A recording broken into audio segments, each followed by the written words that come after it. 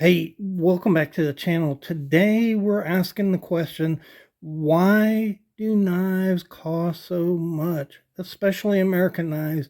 And matter of fact, that's how we're going to center our discussion. And the answer to that is not really what you think it might be. It's kind of fascinating, and I think you're really going to enjoy this video. So I hope that you'll join me in the video and find out some really fascinating things that answer that question, why knives are so expensive.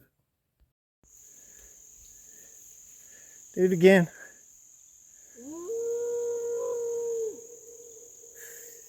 Crazy wife. That's pretty cool. Yeah. Hey guys and gals, welcome back to the Fortified Castle. Today we're exploring a very interesting question. Why are American knives so expensive? Seems like they are, doesn't it? If you ask your normal person, they'd say, yeah, knives are way too expensive. And they really are, in my opinion. And so the answers to those questions aren't what you think they might be. And we're going to have a fascinating discussion about that. First, I'd like to say hi to all my viewers. Bonjour, privet, guten tag, hola, ciao, and konnichiwa to my foreign viewers. And so, why are knives so expensive? If I asked you that question, the number one answer I think I would get is because of inflation. And that's really interesting because I don't think inflation is the reason knives are very expensive at all. And I'm going to demonstrate that to you through the use of some knives. We'll look at some knives and see what they used to cost and what they cost now and whether they're expensive or not. All right. So this knife right here I picked because I could find it in the catalog really easily, and it sold for $15.95 in 1980. And so in today's dollars, that would be $56.57. So quite an increase in that knife. But this knife, which is very similar to that knife, I would argue this is actually a better knife than this knife right here. But regardless, same type of knife. This knife cost me $44, well below the $56 in inflation adjusted cost for this knife. That's not an isolated thing. So as I talk here, I'm going to show you some pictures of U.S. manufactured knives that you can buy in America for less than $100. And the reason I chose $100 was this knife, the 6265 case, sold for around $20 in 1980. In inflation adjusted dollars, it would sell for $86 today. And so if you go online, you can find these around $105. That's a little above inflation, but not much. And as I looked through knives, I found that you could find out a lot of example knives under um, that inflation adjusted margin. And so you're looking at some of those knives now. So so far we've been talking about these old traditional knives, but what about these fancy new ones, right? What about these fancy new ones? It's surely different for them, isn't it? So I'll give you another example before we really get into the discussion of why knives are expensive. This knife right here is a Sear 2020 knife. The original of this knife was the Sear. Almar developed this knife in 1979, and in 1981 they were being sold. It was the first American knife to sell over $100, and not too much over 100, but just a little over 100. These were really robust knives, as you can see. And let me show you an example. This is a ZT who has made a name for selling robust knives. And if you you look at these two, they're really, really similar knives, both tactically ornate knives. These are originally sold to military and paramilitary, is what the knife was designed for. And then ZT made a name for making the same type of knife. So today you can find these ZTs in that 4-inch range for in between $350 and $250. A lot of them I found in the $250 range. And so in inflation adjusted dollars, $100 today or $100 in 1980 would equal $354 today. And so virtually, identical. The prices of knives in that range are identical to what knives sold for in 1980 and in inflation adjusted dollars. It doesn't seem as bad as we think it is. And if you can buy a ZT in that heavy tactical duty frame, 4-inch blade for $250, it's actually less than inflation adjusted dollars of 1980. And so it's not quite as bad as we think it is. It seems like it is because inflation has pinched our dollar so much. But still, the question I have in my mind that I think maybe you all are thinking about right now is, you look at a knife like this, it's got maybe 6-7 parts in it. And, how does a knife with 6 or 7 parts equate to other things that we buy in society that seem to be a lot less expensive? You look at a TV. A friend of mine just bought a 32-inch TV for $79. Admittedly, a lot more material went into that TV, a lot of technology, a lot of high-end equipment went into that TV.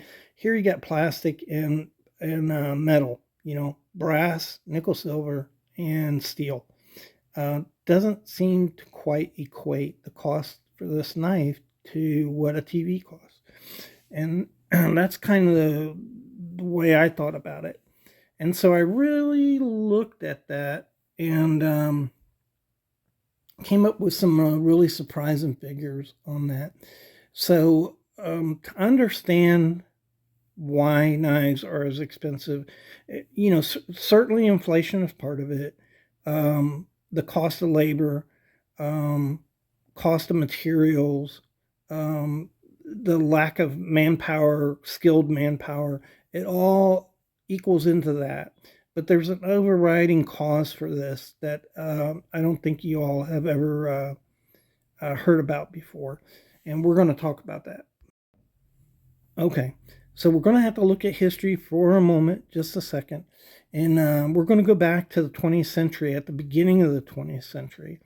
In the early 1900s, when you look at the cost of a knife like this, a pen knife, has mother of pearl. This knife is finely made, and this knife was expensive. So a knife like this would cost between $2.60 and maybe up to $3, depending on the kind of knife you were getting, how big it was. This one is gold plated, and it didn't cost much more. It's a little smaller than the other one, so these knives cost around $250, but they were expensive in comparison to your regular EDC knives or pen knives that you could buy. The average knife was around 3.5 inches, like this knife right here, and they sold between $1.25 and $1.85 in the 1920s. And a lot of different patterns. If you went a little bigger, maybe in a hunting knife, size knife, it'd be a little more, around $3.50 to $4. But that's a big difference between now and today. In this $150 knife here, I bought it for $146, I believe, this Hogue. But seems like a lot more. So what happened in the turn of the century is you had a huge demographic upheaval. So in 1920, 75% of the American population lived in rural areas. 25% lived in urban areas like New York City, big cities. And at the start of the 1920s, there was a huge movement from the rural areas into the cities, not only in America, but throughout the Western world, in England and Europe, all throughout the Western world, this was occurring. And in 1920, the population was 106 million people. And a lot of historians will tell you that every man had at least a penknife on him, every single man. For the purpose of this, I set that at 70%. I said, okay, just assume 70% of men carried a knife. I think that's reasonable from any research I've ever read. It's actually higher than that. So I wanted to lowball it a little bit. And so you're talking about 50 million knives that were being produced and sold to people. That's a lot of knives. And as the population, though, moved into these cities, the need for a knife kind of evaporated. So when you were on a farm, when you're in a rural area, you had a lot of need for knives. But as you moved into these cities, you just didn't need the knife anymore. And that caused a huge collapse in the American knife industry in the 1930s. So we went from 600 knife companies down to 10, almost overnight, within 10 years. Same thing occurred in England. England was already on shaky footing. They were starting to come back from an earlier collapse they suffered. And then this demographic change occurred. At the same time, the people that did buy knives started to buy knives like this. This is one of those inexpensive Imperial knives. And Imperial produced these knives incredibly inexpensively. And in England, the company that was doing it was Richards in England. And the most profitable knife company in England in the 20th century was Richards. It's one of the longest lasting companies in England. It lasted up until the 80s before it was finally bought out. But Imperial the same way. In the United States, Imperial became the most profitable and the largest knife company in the world, and sold the most knives in America, and made the most money off of these knives, inexpensive knives. So you had a social change along with the demographic change where people were going to these cheaper and cheaper knives. That really hasn't changed a whole lot. If you talk to guys, guys want to spend $20, $40 for a knife. They can't see spending $100 for a knife. That's my experience. Are they selling knives for more? Yes. Have I bought them? Yes. But your average person, I don't think, sees a need in buying a $100 knife. In the beginning of this, I showed you all these pictures of companies that were selling American-made knives for under $100. So they're available out there if you want to buy an American knife for under that price. But certainly 70% of all knives sold in America come from China, and they're way below that $100 range. Really nice knives, too.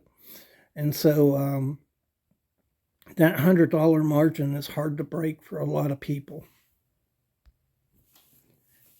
As you get into the 60s, this trend, the demographic trend and the social trend, continues and progresses rapidly. And so today, the American Knife and Tool Institute estimates that 35.6 million Americans own a pocket knife. And that sounds like a lot of knives. It is 35 million. But what you have to remember is the population of the United States is 330 million people. and the majority of the knives sold are inexpensive knives coming in from China or being produced by American manufacturers in China. And so the actual playing field there for American companies is a lot smaller than you might think. And this affects the price of a knife. So in 1920, we said 70% of men carried knives. Today, that figure is 22.9%, quite a bit lower than the 1920s. And this has the effect on the cost of knives. Not only did it collapse the knife market in America in the 1930s, but today it has to do with how you recover your money. So there's a thing called economy of scales. And if you can produce enough, the savings that you'll get from production and other sources like technology would create a savings that the company can pass on and become more. You would get a competition between companies, and so the prices would lower. But because the production is so low, companies have to recover their not only their cost but their profit in a shorter package, in less knives, and so that increases the price of knives. And that is really the reason that knives cost so much in America. Now, some companies charge more for their knives than they should. That's absolutely true. But overall, generally, prices are in line with inflation over the years. And the primary reason that companies have to charge more for knives is they simply can't, they have to recover their costs quicker because they sell less than they would normally. So if more people, if within the next 10 years, that 22% went to 50%, knife companies would be able to lower their costs. They would get very competitive, and you'd see knife prices lower. But what's more likely to happen is this trend to not carrying knives is going to continue, and the price of knives will go up because if you're selling less knives, you have to recover your costs within the number of knives that you're selling. If you sold 100 of these at a given price, and that recovers your costs and profits, then if you sold 50 of these knives, you'd have to sell these knives for more. If you were able to sell 200 of these knives, you could recover your costs and profit more quickly, and the price of the knife would lower. And so that's really the driving factor today, is that it's also the reason you don't have a lot of knives being made in America. There's a number of companies, but there's simply not a lot of knives being made in America. The Chinese have 70% of the knife market in America. So in those numbers, in that 35 million, there's only opportunity for about 30% of that to go to American knife companies. And so I hope you found that interesting and didn't get too confusing with the numbers at the end. And I really appreciate y'all for watching the channel. Thanks.